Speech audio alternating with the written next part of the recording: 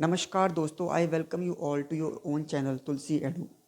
दोस्तों, हम आज आपके लिए फिर से एक प्रैक्टिस के तौर पे क्वेश्चन लाए हैं कैश फ्लो स्टेटमेंट से ही, जो कि आपके लिए बहुत हेल्पफुल होगा अगर आप प्रैक्टिस करते हो तो सीधे हम क्वेश्चन में जंप करते हैं।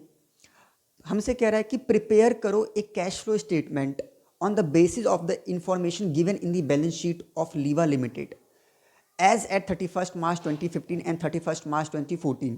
आपको दोस्तों कैश फ्लो स्टेटमेंट बनाना है लीवा लिमिटेड का 2015 और 14 के इंफॉर्मेशन से।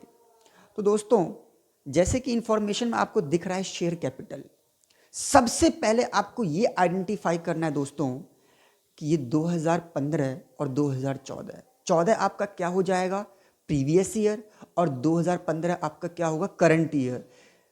क्योंकि बहुत बार आपको क्वेश्चन में यहाँ दे रखा होगा 14 और यहाँ 15, तो स्टूडेंट बहुत बार इसी वजह से गलती कर जाते हैं क्वेश्चन को सॉल्व करते वक्त। तो आपको बहुत केयरफुली ये देखना है कि करंट ईयर 2015 है और प्रीवियस ईयर 2014 है। दोस्तों, शेयर कैपिटल का बैलेंस आपको दे रखा है और रिजर्व्स एंड सरप्लस, और यहाँ पे नोट 1। दोस्तों, जब भी आपको नोट 1 या नोट 2 मतलब कि एडिशनल इंफॉर्मेशन है तो सबसे पहले आपको वो चेक करना चाहिए।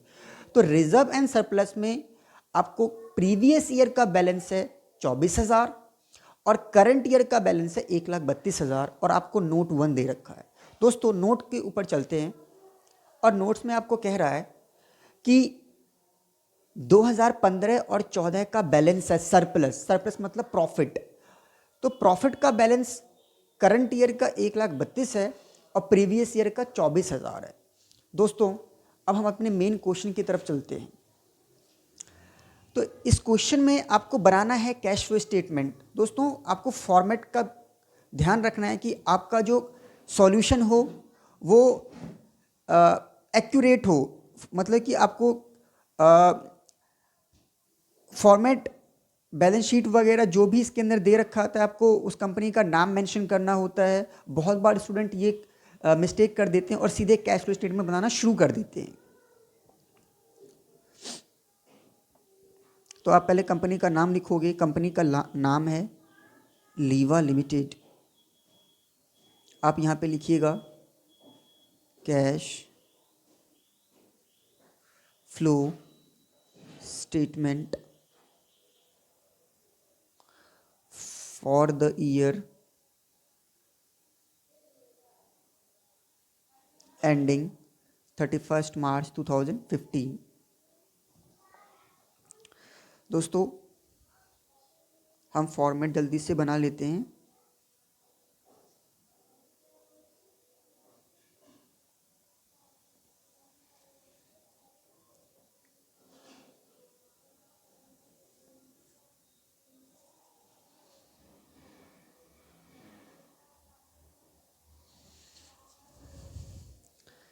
सबसे पहले आप फॉर्मेट बनाओगे cash flows from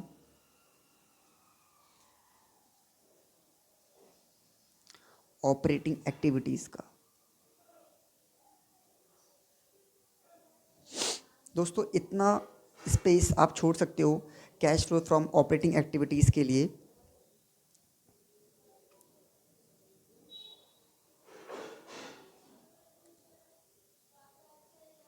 cash flows from investing activities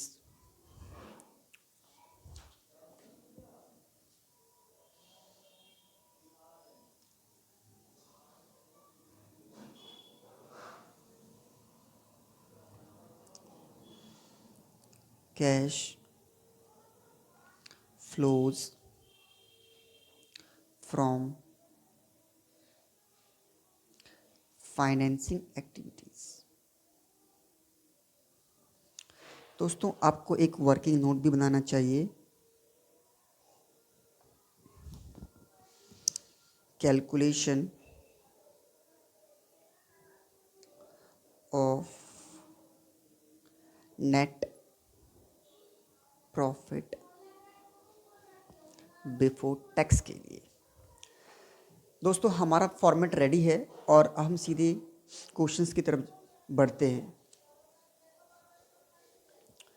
first point है दोस्तों शेयर कैपिटल। शेयर कैपिटल का ओपनिंग बैलेंस 1,80,000 था और करंट ईयर का बैलेंस है 2,10,000। दोस्तों शेयर कैपिटल का अमाउंट इंक्रीज हुआ है 1,80,000 से 2,10,000 इंक्रीज हुआ है, मतलब कंपनी ने अपना शेयर इशू किया है। और जब शेयर इशू किया तो कंपनी के पास क्या आएगा दोस्तों, कैश आएगा, कैश का इनफ्लो होगा।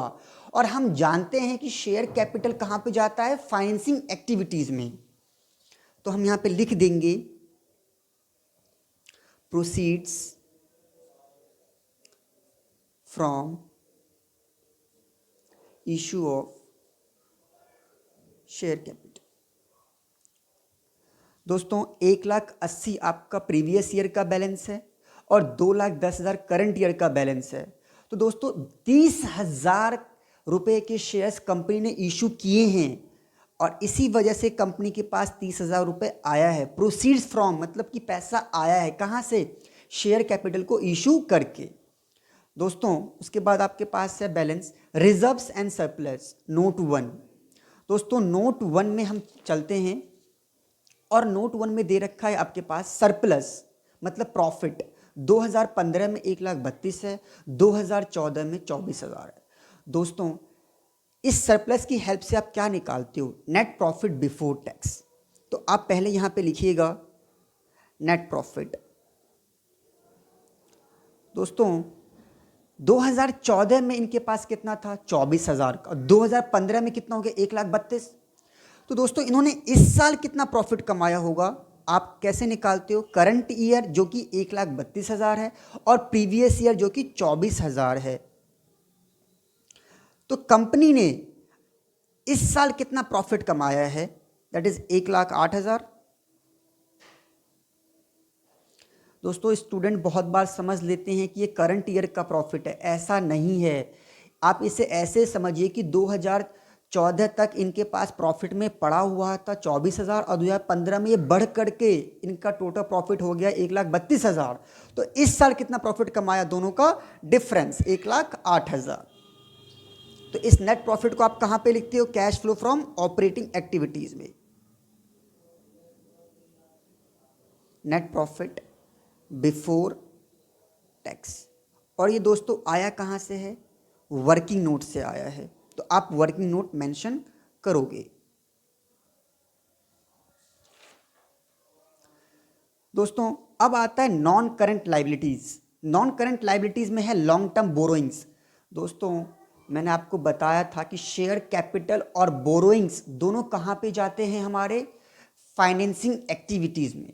तो लॉन्ग टर्म बोरोइंग्स दोस्तों कंपनी के पास 2014 में प्रीवियस ईयर में कितना था, 1,50,000 और करंट ईयर 2015 में भी कितना, 1,50,000।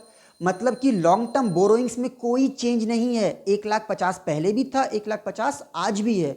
दोस्तों इसका क्या बोरोइंग से क्या कोई पैसा आया है, द आंसर इज नो। क्या कोई पैसा गया है, द आंसर इज नो। वो वैसा का वैसा ही है। दोस्तों अब आती है बात करंट लायबिलिटीज की। देखो दोस्तों करंट लायबिलिटीज और करंट असेट्स ये हमारे वर्किंग कैपिटल का पार्ट होता है और आप इसे ऑपरेटिंग एक्टिविटीज में मेंशन करते हो।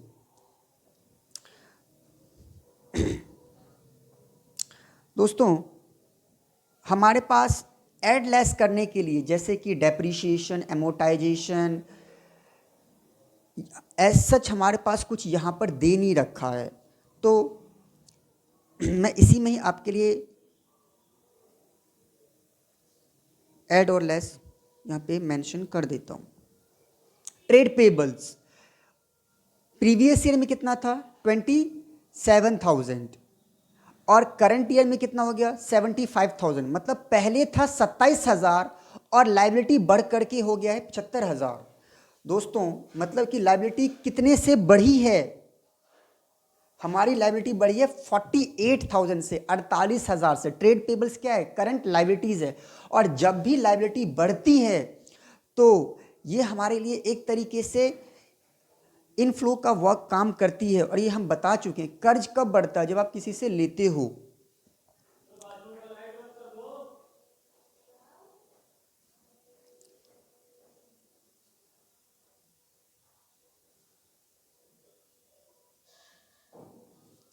कितने से इंक्रीज हुआ दोस्तों? 48,000 से। दोस्तों आगे बढ़ते हैं। असेट्स, असेट में है non current asset. Non current asset के दो पार्ट है दोस्तों, fix assets and non current investment. दोस्तों मैं आपको बता चुका हूं अपने इंट्रोडक्टरी वीडियो में कि फिक्स असेट और नॉन करंट इन्वेस्टमेंट ये दोनों किस एक्टिविटी का पार्ट है? The answer is investing activities. दोस्तों पहले फिक्स असेट का बैलेंस कितना था? 2,52,000, जो कि बढ़ करके 2,94,000 हो गया है। तो 2,94,000 तक इंक्रीज हो गया है दोस्तों। प्रीवियस ईयर का बैलेंस कितना था? 2,52,000, और करंट ईयर का बैलेंस कितना है? 2,94,000। फिक्स असेट बढ़े हैं, इंक्रीज हुए हैं, मतलब कंपनी ने परचेस किया है। और जब कंपनी परचेस करती है तो क्या होता है? कंपनी के पॉकेट से पैसा जाता है। तो आप लिखोगे परचेस ऑफ फिक्स्ड असेट्स। अब आउटफ्लो मतलब पैसा गया है, उसे आप ब्रैकेट में शो करोगे। नॉन करंट इन्वेस्टमेंट, दोस्तों नॉन करंट इन्वेस्टमेंट का प्रीवियस ईयर का बैलेंस कितना था? 18,000, और करंट ईयर का बैलेंस कितना है दोस्तों? 48,000। तो दोस्तों कितने से इंक्रीज हो गया है? ये इंक्रीज आपका हुआ है 30,000 से, 30,000 से। तो 30,000 से नॉन करंट इन्वेस्टमेंट इंक्रीज हुए, मतलब कंपनी ने परचेस किया है।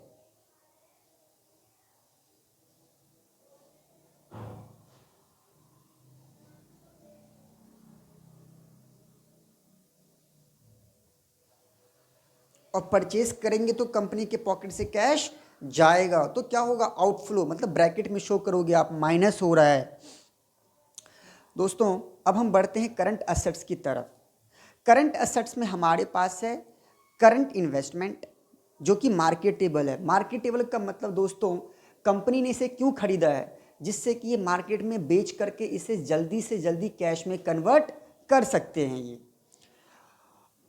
और ये मार्केटेबल जो करंट इन्वेस्टमेंट होती है ये हमारे कैश के बराबर ही मानी जाती है। अब आता है हमारा इन्वेंट्रीज। इन्वेंट्रीज क्या होते हैं दोस्तों? स्टॉक, ऐसा सामान जो भी बिका नहीं है। तो इन्वेंट्रीज हमारा करंट एसेट है। और ये ओपनिंग में कितना था दोस्तों? इसका ओपनिंग बैलेंस मतलब प्रीवियस ईयर में था ये 24,000, और करंट ईयर में ये हो चुका है 1,07,000। तो कितने से इंक्रीज हुआ है? ये इंक्रीज हुआ है दोस्तों 83,000 से। और करंट एसेट और करंट लायबिलिटीज कहाँ जाते हैं? हमारे वर्किंग कैपिटल में जाते हैं, दैट इज ऑपरेटिंग एक्टिविटीज में। और मैं आपको बता चुका हूं कि जब भी करंट एसेट इंक्रीज होगा तो क्या होगा? माइनस होता है।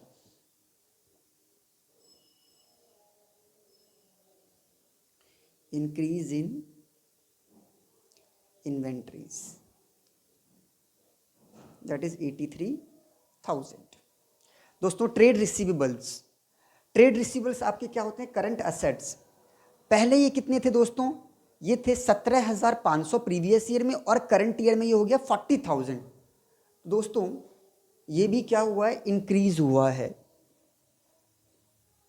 कितने से?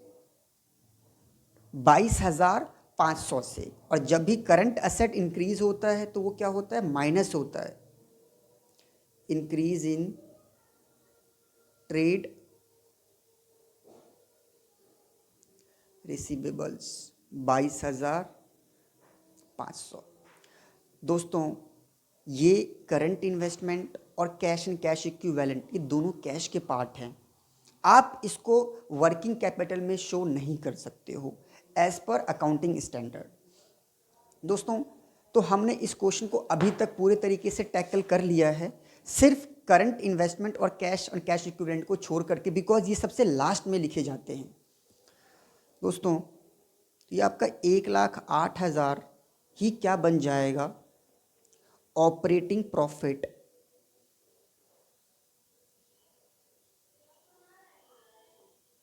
Before changes in working capital. मतलब वर्किंग कैपिटल में चेंज से पहले आपके पास ऑपरेटिंग प्रॉफिट कितना है दोस्तों? 1,08,000। साथियों अब इस 1,08,000, 48,000 और इन दोनों को आप क्या करोगे? एडिशन एंड डिडक्शन करोगे आप।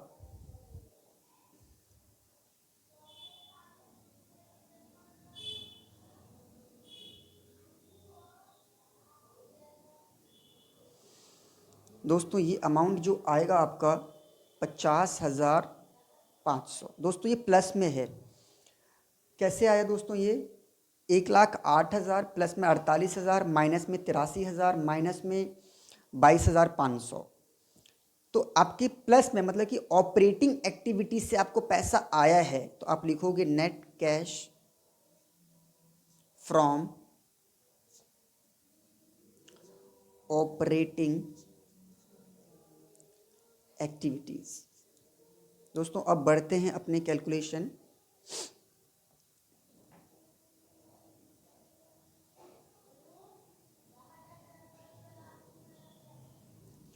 दोस्तों अब कैलकुलेशन करते हैं अपने इन्वेस्टिंग एक्टिविटीज़ का।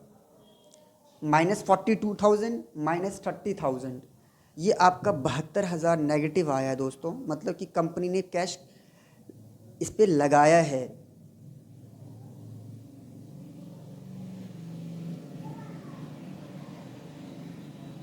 तो आप लिखोगे नेगेटिव आया है, मतलब कंपनी ने कैश यूज़ किया। यूज़ मतलब कंपनी ने इन्वेस्ट किया है।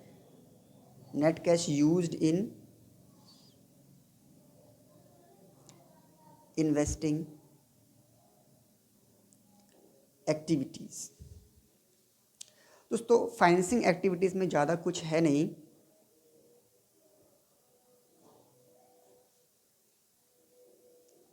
आपके पास पैसा आया ही है फाइनेंसिंग एक्टिविटीज़ से, तो आप लिखोगे नेट कैश फ्रॉम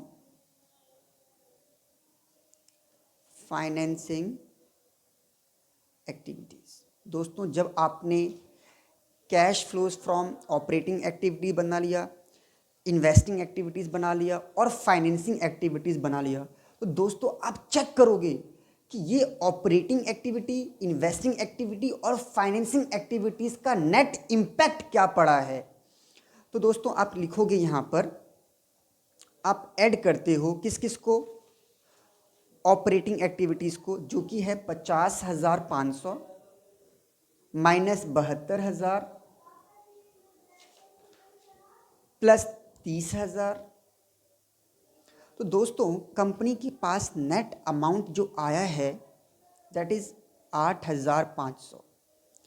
प्लस में आया है किस किस को? मैं अगेन बता रहा हूँ, आपने ऑपरेटिंग एक्टिविटी, इन्वेस्टिंग एक्टिविटी और फाइनेंसिंग एक्टिविटी को ऐड लेस करके ही आपके पास ये अमाउंट आया है। तो प्लस में आया है मतलब इंक्रीज हुआ है। तो आप लिखिएगा नेट कैश और net increase in cash and cash equivalent.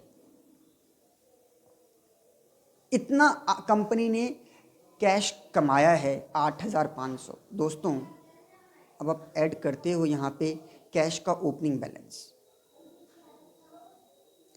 Opening balance of cash and cash equivalent. दोस्तों इक्विवेलेंट का मतलब होता है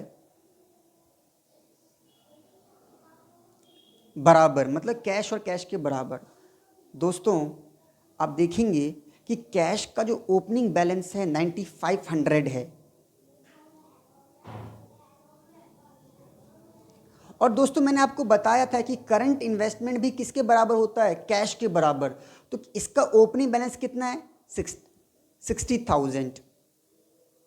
मैं फिर से बता दूं दोस्तों आपको कि करंट इन्वेस्टमेंट भी कैश के बराबर ही मानी जाती है। तो जब कैश का ओपनिंग बैलेंस 9,500 है और करंट इन्वेस्टमेंट का जो ओपनिंग बैलेंस 60,000 है, तो दोनों का मिला करके दोस्तों जो आप कह सकते हो कि आपके पास कैश का जो opening balance, cash and cash का इक्विवेलेंट का जो ओपनिंग बैलेंस है दैट इज़ 69,500 है, 69,500। दोस्तों आप इन दोनों को ऐड करिए। और आपका ये अमाउंट कितना आ रहा है दोस्तों? 78,000। अब ये 78,000 आपके कैश एंड कैश इक्विवेलेंट के क्लोजिंग बैलेंस के बराबर होना चाहिए। तो आप लिखोगे closing balance of cash and cash equivalent. दोस्तों कैश का क्लोजिंग बैलेंस कितना है? 24,000। मैंने आपको बताया कि करंट इन्वेस्टमेंट भी कैश के बराबर ही माना जाता है, जो कि है 54,000। आप इन दोनों को ऐड कीजिए, 24,000 प्लस 54,000, 78,000। दोस्तों आप इन दोनों का बैलेंस देख रहे हो, 78,000 है, और इन दोनों का बैलेंस, इन दोनों को ऐड करने पे भी कितना है? 78,000। मतलब कि आपने क्वेश्चन सही किया है, कहीं पे कोई गलती नहीं की है। मैं एक छोटी सी बात बताना चाहूँगा, ये नेट इंक्रीज और डिक्रीज कैसे पता चलता है? A plus B plus C. मतलब ए क्या है? Cash flow from operating activities, B क्या है? इन्वेस्टिंग एक्टिविटी, और सी क्या है? Financing activity. दोस्तों मैं उम्मीद करता हूँ कि आपको ये सेशन अच्छा लगेगा और आपके लिए हेल्पफुल होगा। With that note, thank you very much.